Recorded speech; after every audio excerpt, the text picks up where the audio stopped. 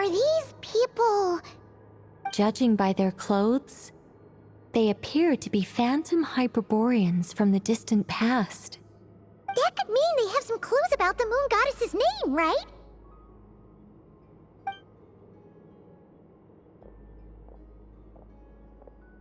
Hey there! Could you tell us what the moon goddess's name is?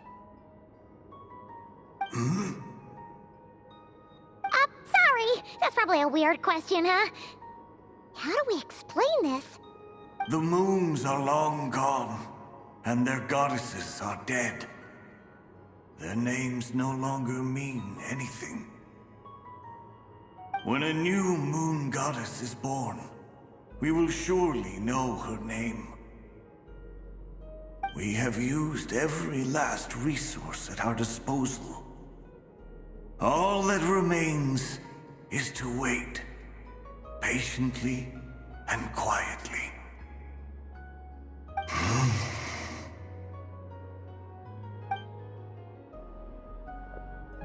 Were the people of the past all this devout? It looks like this phantom doesn't intend to converse with us any further. Surely the new moon goddess he speaks of must be Columbina. Alas, Kuthar's birth came long after the age in which he lived.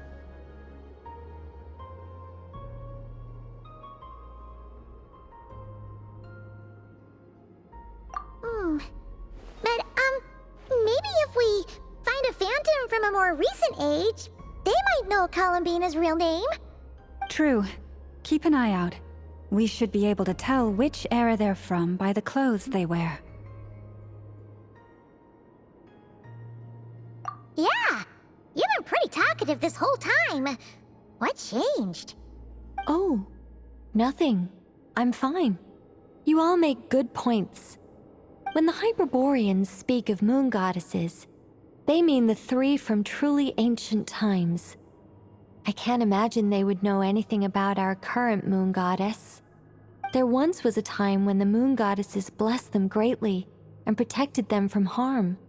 So, when the war between the gods and dragons plunged the world into chaos, it seems they looked once more to the moons for help, praying for a new goddess to be born. Yeah, that checks out. Let's continue on. Who knows what else we may discover?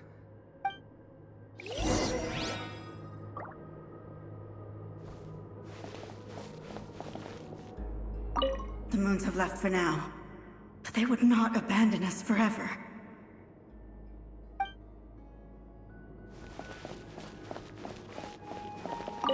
When the moons rise again, we shall receive their protection once more.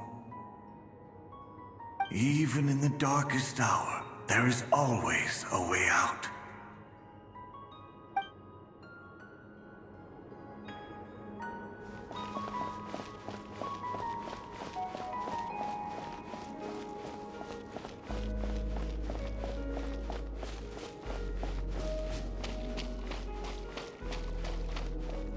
There's a door blocking this path. Not a problem. Try this.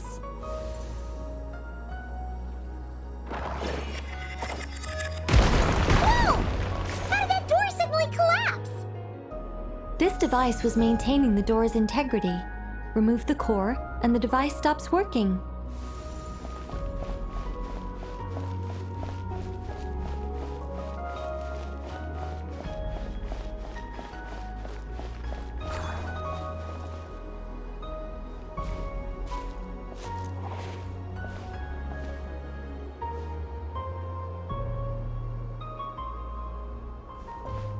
Is this our destination? Impressive.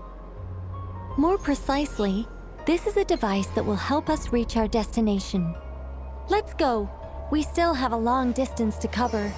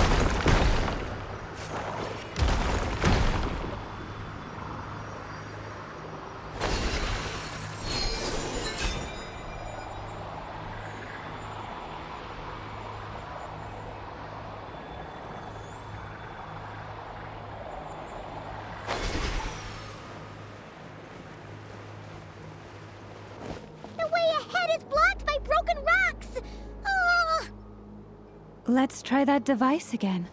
Remember the door from earlier?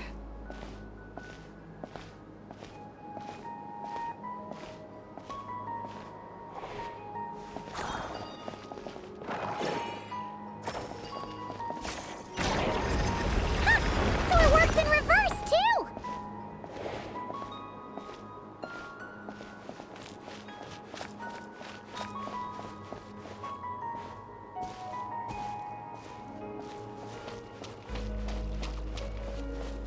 The humans we see are all phantoms, but the monsters are real. What a fascinating place. There'll be plenty of time to admire it later.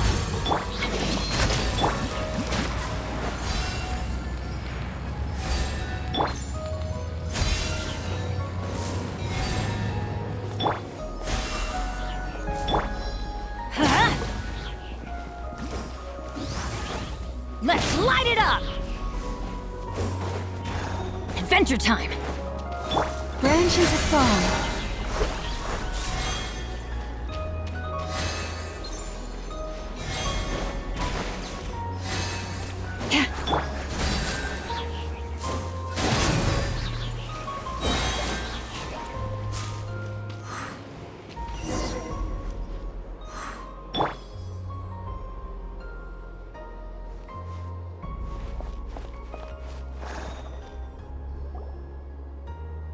Ooh, there's a whole bunch of artwork in here. Seems pretty old. Nicole, this is probably your area of expertise. What do all these paintings mean? Let me see.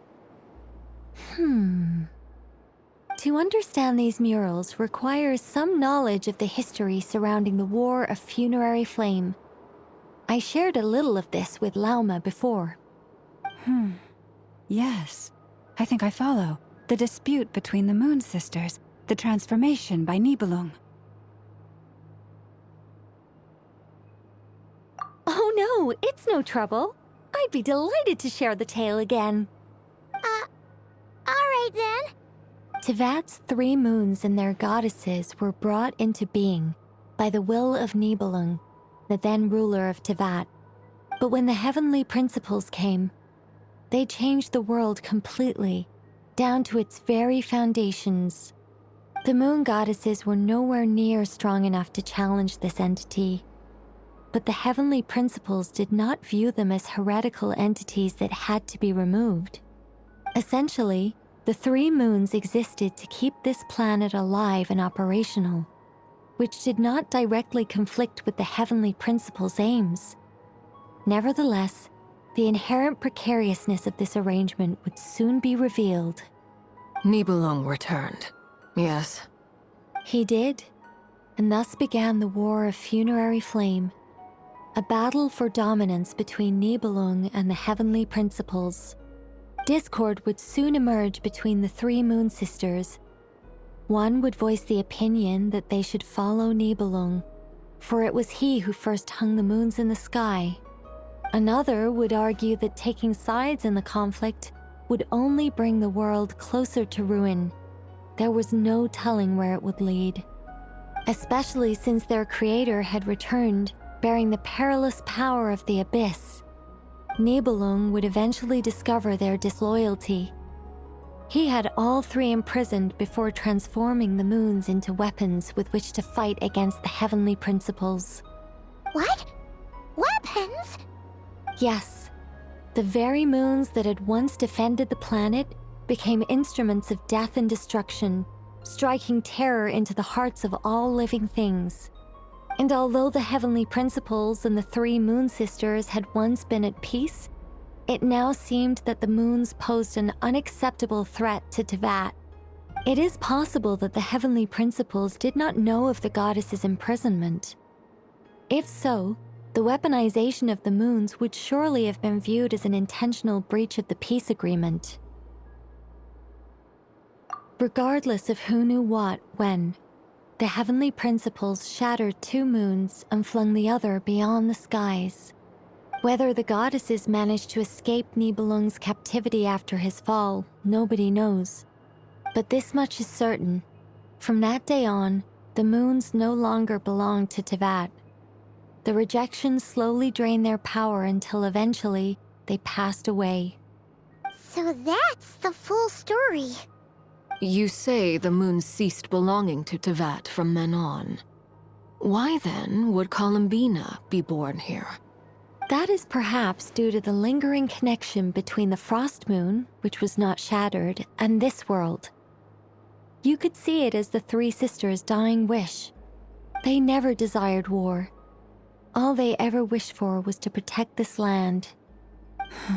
I see. If the final fate of the three goddesses is as you say, then Columbina faces the same grave danger. Our investigation has yet to bear fruit. We must hurry. Yeah, you're right. Let's keep going.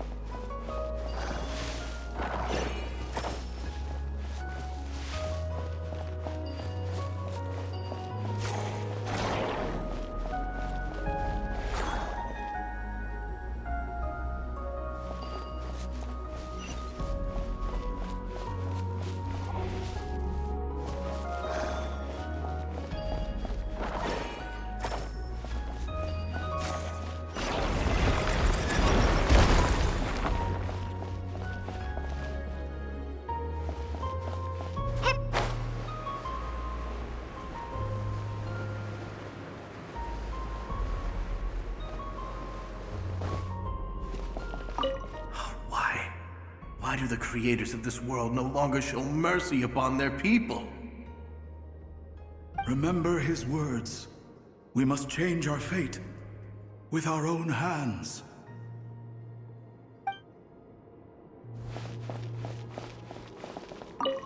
Should we trust him to keep his promise? We have to. There's nothing else we can do. Wait, that's odd.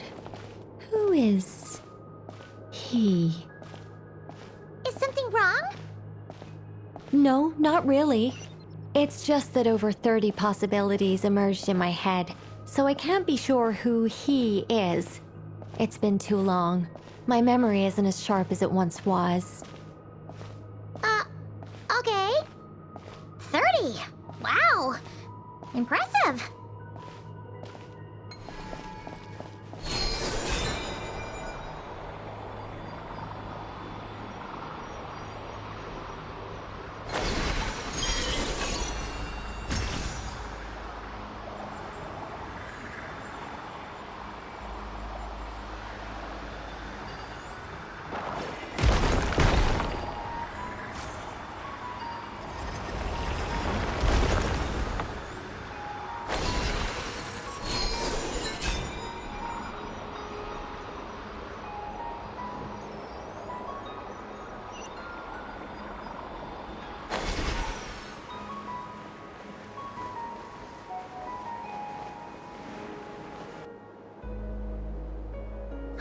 We're finally here.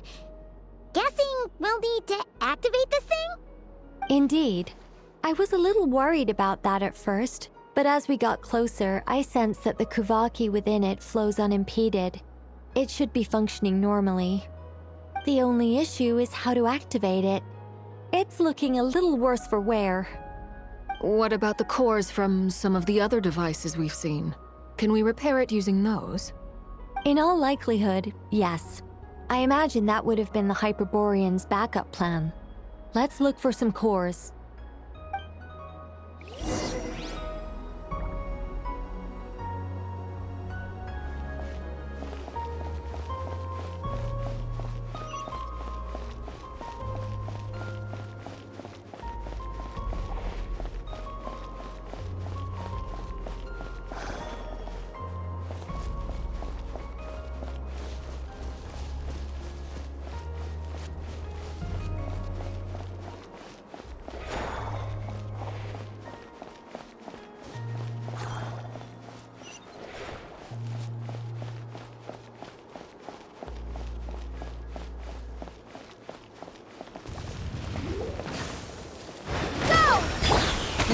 moon. Teamwork is dreamwork! Transfixed!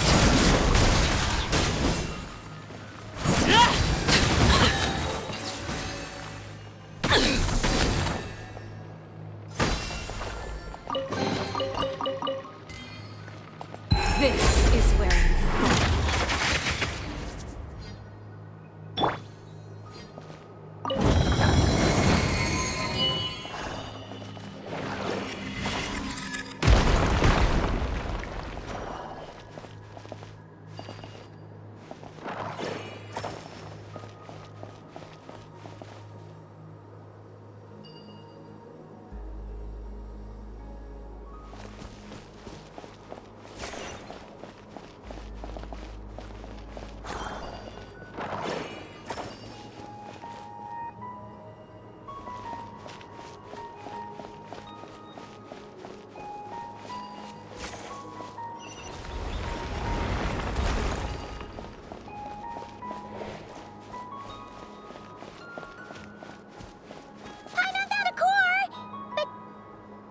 Get across!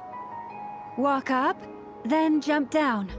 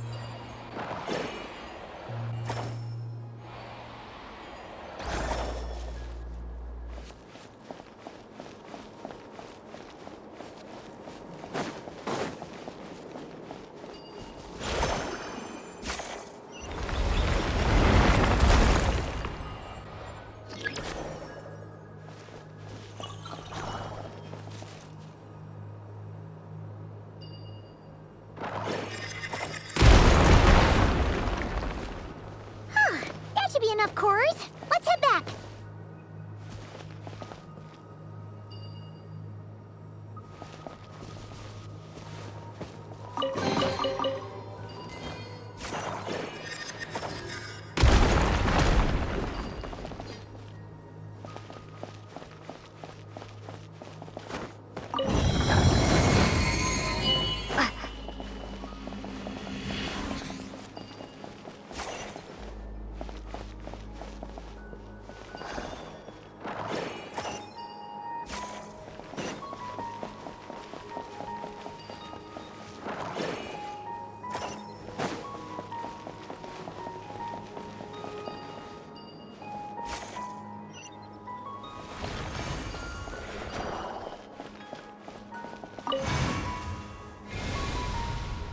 The device is up and running.